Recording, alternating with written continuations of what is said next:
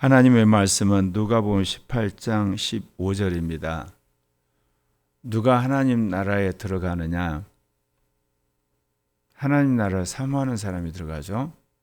그럼 하나님의 나라를 사모하는 사람이 다 들어가냐? 다 못 들어가죠. 하나님 나라를 사모하는 사람 중에 하나님 나라에 들어가는 길을 제시한 예수 그리스도를 믿어야만 들어가는 겁니다. 그럼 예수 그리스도를 믿는 사람들은 다 들어가냐? 그러지 않죠. 예수가 보난 예수의 영을 따라 살아간 사람이 마지막 이기는 자가 천국 들어가는 거예요.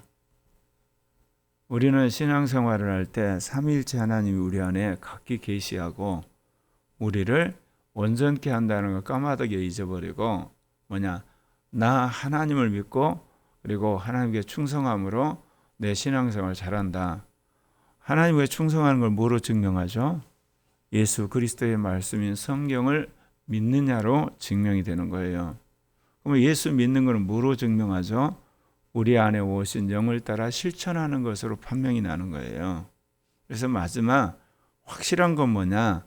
영을 따라 실천하는 거예요. 그러나 우리가 사람을 판단하는 기준을 우리의 그 말이나 행동으로 보기 때문에 우리가 할 수는 없어요. 주님이 우리 안에 있는 영과 마음을 판단하니까. 그러나 이런 거는 있어요.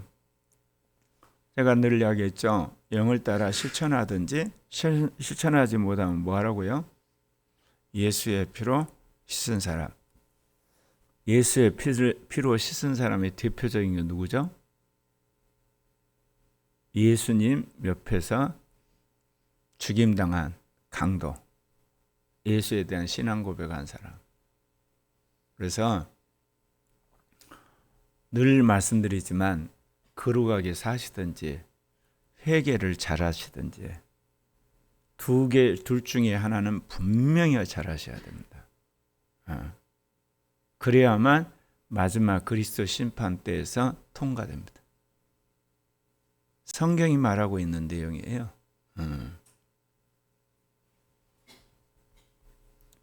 사람들이 예수께 만져주심을 바라고 자기 어린 아기를 데리고 오매 제자들이 보고 꾸짖거늘.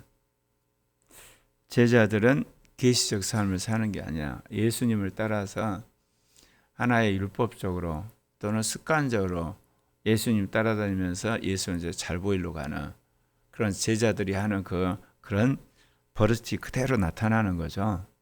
어린아이가 예수님 달려오는데 아이들이 예수님 만난데 무슨 의미가 있겠어요. 그러니까 지레짐작해서 아이가 가까이 오는 거 막는 거예요.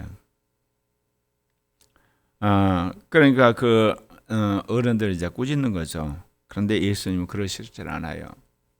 모든 일에 대해서 그 순간순간마다 하늘 아버지의 뜻을 구하고 영의 음성 듣고 사시기 때문에 아이들이 딱 어느 순간 예수님이 받은 말씀에 따라 아이들을 소재로 해서 이제 귀한 하나님의 나라에 대한 이야기를 하시는 거 보면 놀랍습니다. 어제 무슨 이야기 하다가 신은순 목사님 대하라서 제가 은혜를 하나 받은 게 있어요. 뭐냐면 신은순 목사님이 삼일체 하나님의 3단계 창조에 대한 글을 읽으신 거예요. 이제 둘째 부활이라는 책에서. 그러니까 창세기 1장 1절에 하나님이 하늘들과 지구를 창조했다. 그게 1단계 창조거든요. 그때 천국을 창조하고 우주를 창조, 지구를 다 창조를 했댔어요. 그래서 이제 역사가 지나가는데 이 사단과 악한 영들이 반역을 하니까 하나님이 이 사단과 악한 영들이 장하고 있는 이 우주를 심판합니다. 지구까지. 그래서 혼돈하고 공허하죠. 그래서 주님이 지구 생태계를 이제 다시금 창조를 하세요. 근데 여기서는 놀라운 것이 창세기 1장 21절에 보면 각종 생물을 창조했단 말을 써요. 창조란 단어를. 그리고 이제 마지막 여섯째 된 날 인간을 하나님의 형상대로 지음받거든요.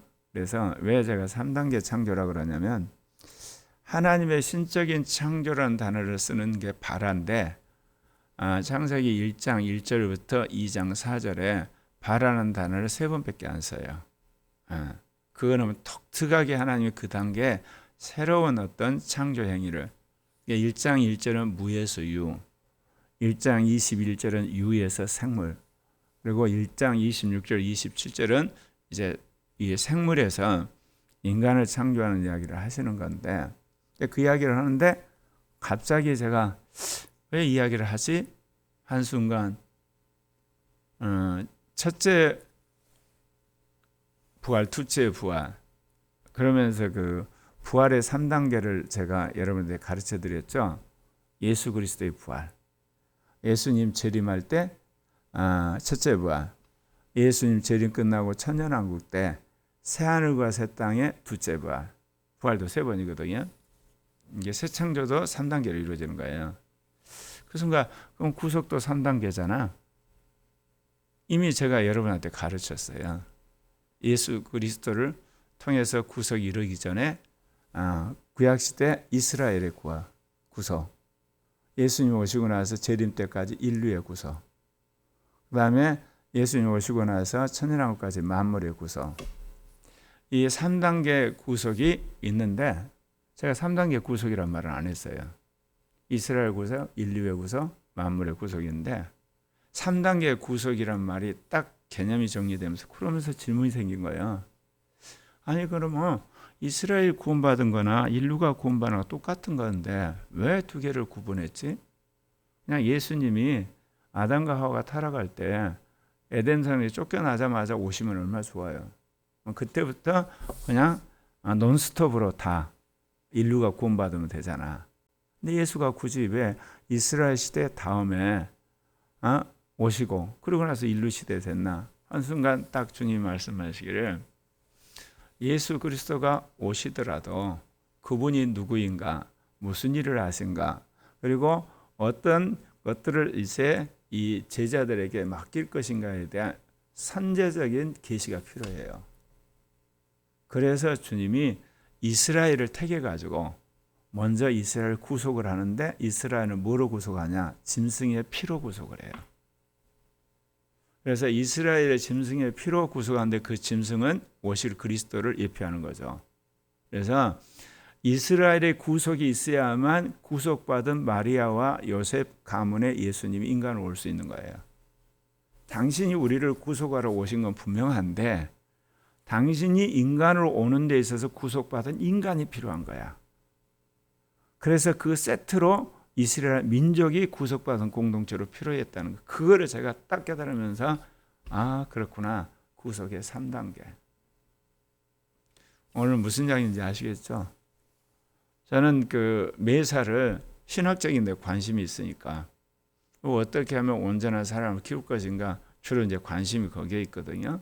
물론 또 관심은 세계가 어떻게 돌아가는가, 우리나라가 어떻게 돌아가는가, 그리고 한국 교회가 어떻게 돼야 되는가, 코리아 교회가 어떻게 돼야 되는가, 그것도 이제 관심을 갖지만 제일 관심사는 항상 신학적인 건데, 그런 이제 주님으로부터 진리를 받고 내가 참 감사했어요.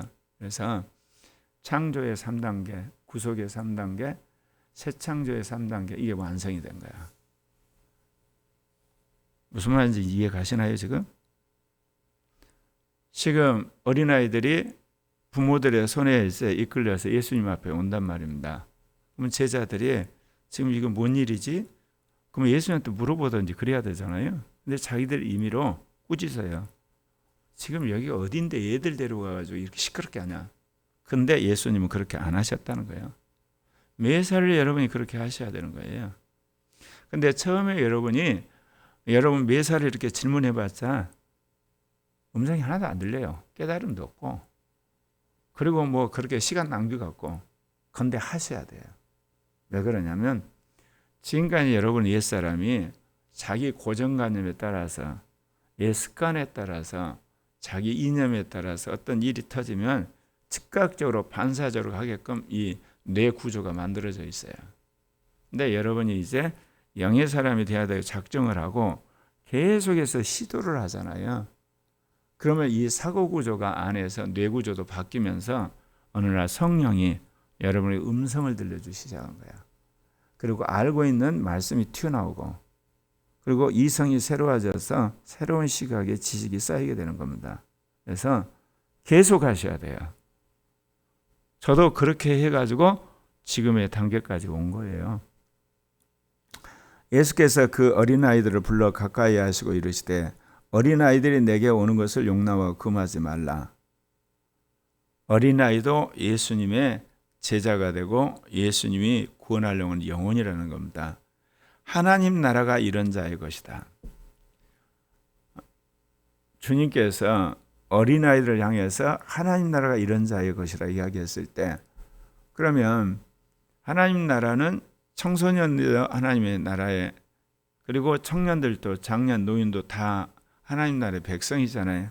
근데 왜 어린아이를 유독 주님께서 하나님 나라가 어린아이의 것이라고 이야기했을까요? 그 이유가 뒤에 나옵니다. 내가 진실로 너에게 이르노니 누구든지 하나님 나라를 어린 아이와 같이 받아들이지 않는 자는 결단코 거기에 들어가지 못하리라 하시니라. 바리새인과 서기관들이 와서 하나님 나라가 어떻게 그리고 어디로 임하냐고 물어봐죠. 그때 예수님이 하신 이야기 있어요. 하나님 나라는 벌써 임한 게 아니다. 여기 있다 저기 있다 그러지 못하리니 하나님 나라는 너희 안에 계신다 그러잖아요. 그거는 성령 안에 임하시는 하나님의 나라를 말하는 거거든요.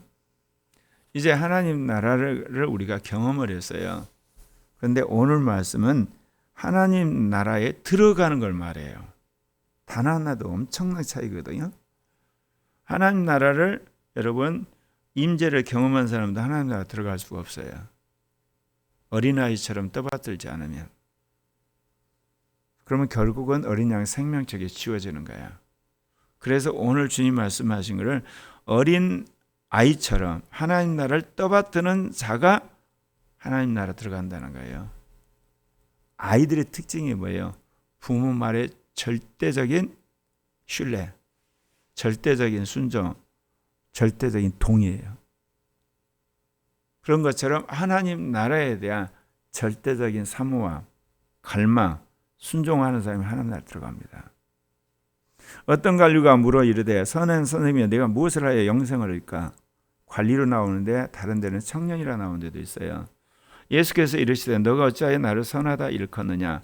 하나님 한 분 외에는 선한 이가 없느니라. 이 구절을 잘못 해석하면 하나님만 선하고 예수님은 선하지 않고 그리고 성령님은 선하지 않다고 그렇게 논리적으로 추론하시면 안 돼요. 예수님이 인간으로 오셨어요.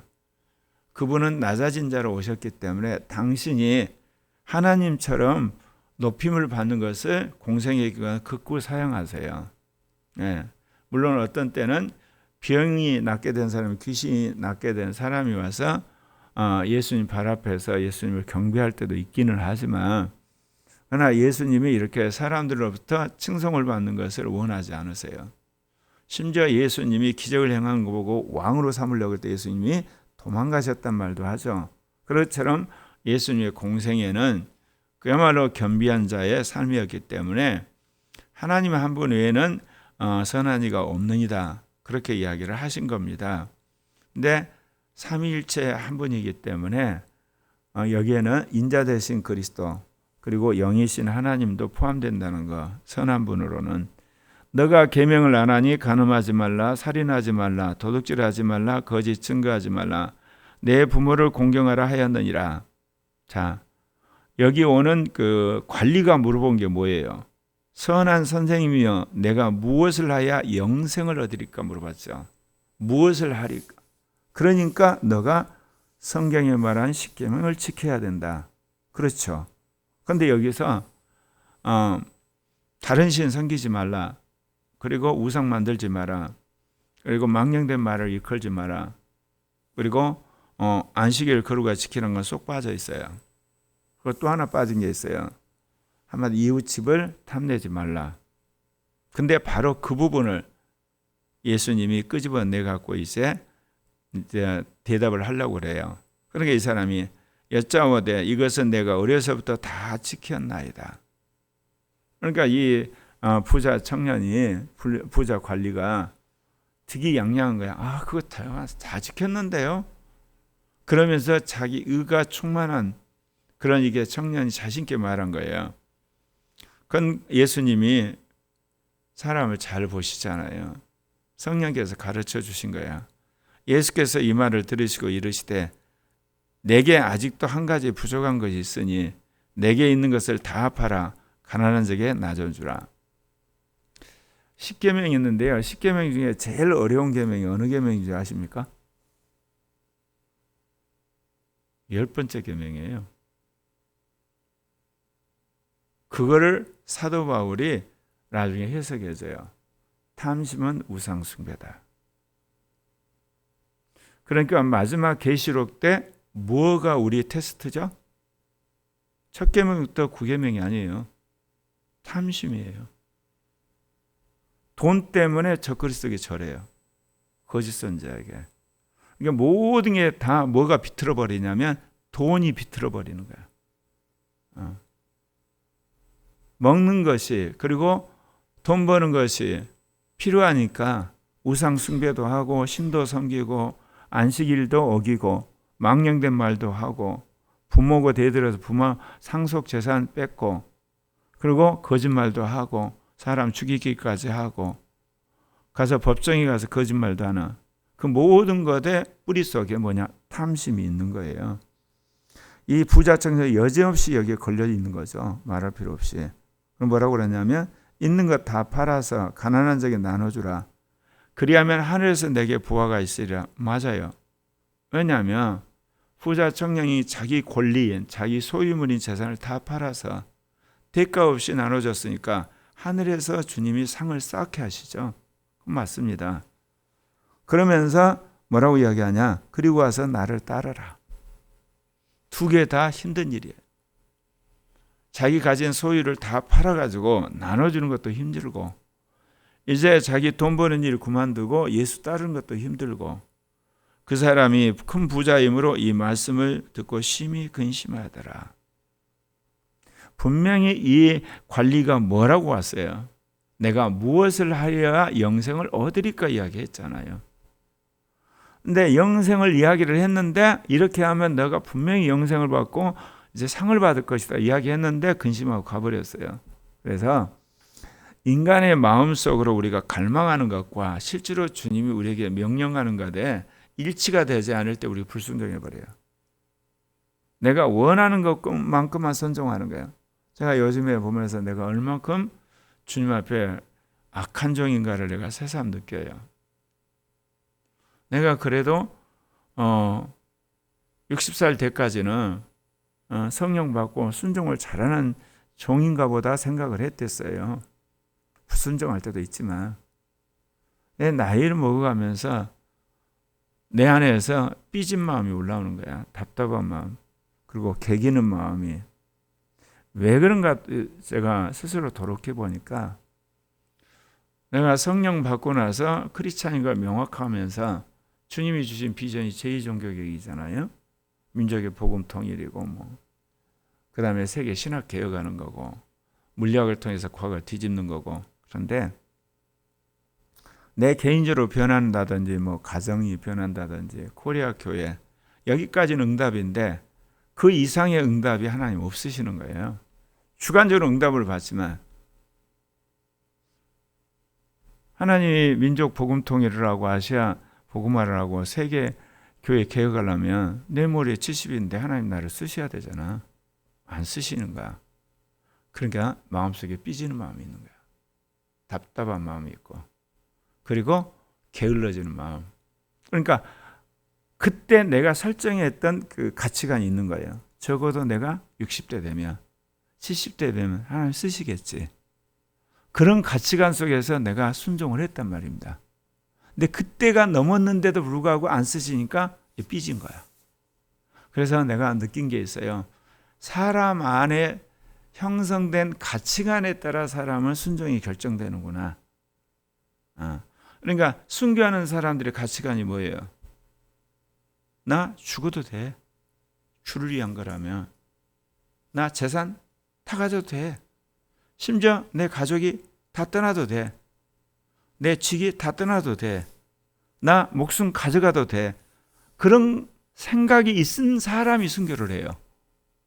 그래서 내 보면서 나도 참 엉터리 목사구나 회개를 했어요. 그래서 가지고 있는 옛사람을 버전업 시켜야 되겠다. 그건 뭐냐? 이제 내가 언제 죽더라도 주님 앞에 충성하며 죽는 사람으로 버전업 시켜야 되겠구나. 주님이 나를 안 쓰시더라도 뭐 민족복음화라든지 뭐 아시아복음화, 세계복음화에 그런 어떤 명성이나 어떤 파워나 그런 위치가 안 주어지더라도 그냥 감사하며 가야 되겠다는 가치관을 지금 재정립하고 있습니다. 예수께서 그를 보시고 이르시되 재물이 있는 자는 하나님 나라에 들어가기 얼마나 어려운지 낙타가 바늘귀로 들어가는 것이 부자가 하나님 나라에 들어가는 것보다 쉬우니라. 그 청년의 몰골을 딱 본 순간 예수님이 이야기한 거예요. 누구를 위해서? 거기 있는 제자들을 향해서. 듣는 자들이 이르되 그런즉 누가 구원을 얻을 수 있나이까? 이르시되 무릇 사람이 할 수 없는 것은 하나님을 할 수 있느니라. 누구를 통해서? 예수 그리스도를 통해서. 그리고 예수가 보낸 성령을 통해서 할 수 있는 거예요. 베드로가 여짜오되 보옵소서 우리가 우리 것을 다 버리고 주를 따랐나이다. 이르시되 내가 진실로 너희에게 이르노니 하나님 나라를 위하여 집이나 아내나 형제나 부모나 자녀를 버린 자는 현세의 10배를 받고 내세 영생을 받지 못할 자가 없느니라 하시니라. 여기서요, 제자들이 질문을 할 때 무슨 질문을 합니까? 그런즉 누가 구원을 얻을 수 있나이까 이렇게 이야기하죠. 그때 예수님의 대답이 뭐라고 그래요? 사람이 할 수 없지만 하나님은 할 수 있느니라. 정확히 말하면 이 구원은 예수를 믿음으로 구원받는다 그 이야기예요. 하나님이 하시는 일이 뭐냐? 예수를 믿으면 구원받는 거예요. 그런데 그 뒷부분에 하는 이야기는 차원이 달라요. 제자들이 물어보잖아요. 우리 것 다 버리고 주를 따랐습니다.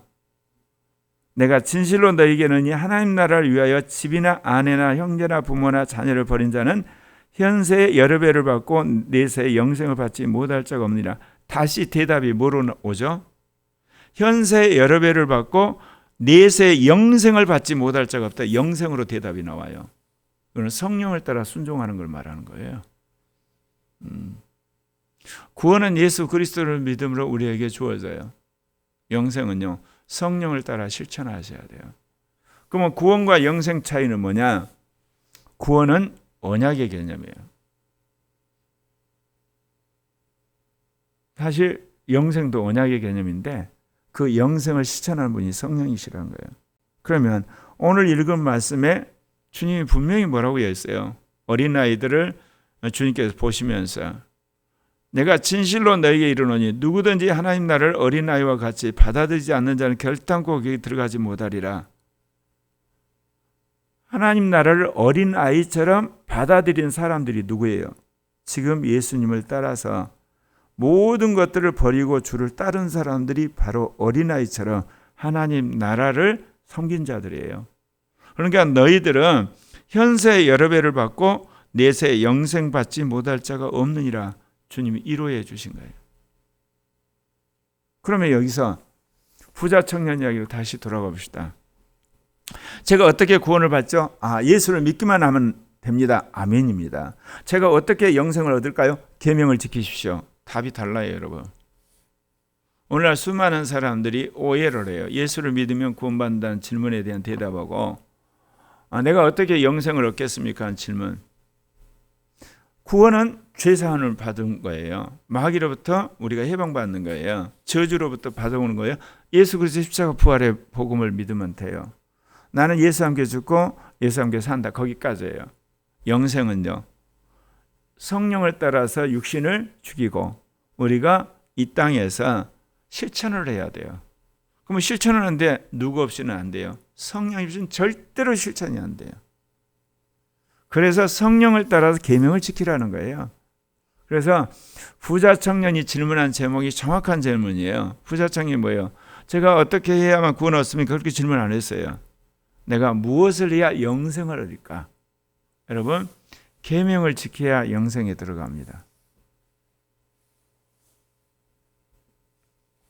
그러면 그 계명을 어떻게 지키죠? 먼저 예수를 믿고 구원받으셔야 됩니다. 두 번째는요, 나는 죽고 주님이 사는 것이 믿어져야 됩니다. 그 다음은요, 예수가 보낸 성령 안에서 거룩하게 사셔야 돼요. 그 다음에는 영을 따라 육신을 십자가에 못 박은 사람, 그 사람이 영생에 들어가는 겁니다. 그래서 성경에서요, 영생 이야기 나오면 여러분 꼭 계명을 지키는 것과 연결되어 있어요. 왜 그러냐면 하나님의 심판대에서 행한 대로 심판하시잖아요. 그렇게 행하지 않는 사람들 다 심판, 8가지 제목을 심판을 하죠. 그렇습니다. 그러나 계명대로 못 사는 건 어떻게 되죠? 회개하고 예수 피로 씻으셔야 돼요. 그것도 주님은 행한 것으로 간주를 하세요. 사람들 앞에서, 그리고 세상 앞에서. 어제 국힘당의 유명한 윤핵관 중에 한 사람이 극한적인 선택을 했죠. 회개할 줄 모르는 거예요. 회개도 회개해 본 사람이에요. 저 같으면 그래요. 제가 10년 전에 잠시 미혹이 돼서 그 여비서에게 못할 짓을 했습니다. 거기에 대한 모든 민형사상 책임을 지겠습니다. 그리고 오늘부로 저는 모든 공직과 모든 것에서 제가 이제 그만두고 사인으로 돌아가겠습니다. 죄송합니다. 국민과 당에게 피해 끼친 것에 대해 사과합니다. 둘러쓰셔야 되거든요. 그런데 그걸 못하는 거예요. 왜냐? 자기 의가 충만한 사람이었기 때문에. 그거는 죽기보다 싫은 거예요. 그런 게 죽어버린 거예요. 미안하지만 노무현 대통령도 마찬가지예요. 박원순이도 그러고. 회개를 해본 적이 없어요. 자기 명예를 죽음으로 지켜야 된다고 생각하는 거예요. 저 같으면 그래요. 네, 예수 그리스도 앞에서 회개하는 게 더 중요하지. 사람들이 자기 의를 지키고 명예를 지키는 게 더 중요하나요? 사람들은 그걸 보고 장렬히 그야말로 인생을 마감했다고 아니에요. 회개를 해야 되는 거예요. 물론 그 사람이 그렇게 극단 선택을 했을 때 회개했을 수도 있어요. 그건 내 알 바 아니에요. 그러나 주님이 원하는 것은 회개하는 거예요. 어거스틴이 결혼 3번 했다니까요. 바울이 살인자였다니까요. 근데 위대한 사도들이 되고 위대한 교부가 됐어요. 우리는 설교할 때는 아멘 해놓고 실제로 현장에서 사람이 그렇게 하면 견디지를 못해요. 회개하는 사람보다 아예 얼마나 인간의 이중성이 많은 줄 아세요? 교회에서 그러잖아요. 탕자 설교 열심히 해놓고 탕자 같은 사람이 오면 못 견디잖아. 그거 견뎌야 되는 게 우리가 인정해주고 용납해야 돼요. 그럼 어떤 사람이 그렇게 되겠어요? 주님 앞에 늘 내가 탕자라고 생각한 사람이 탕자를 용납해요.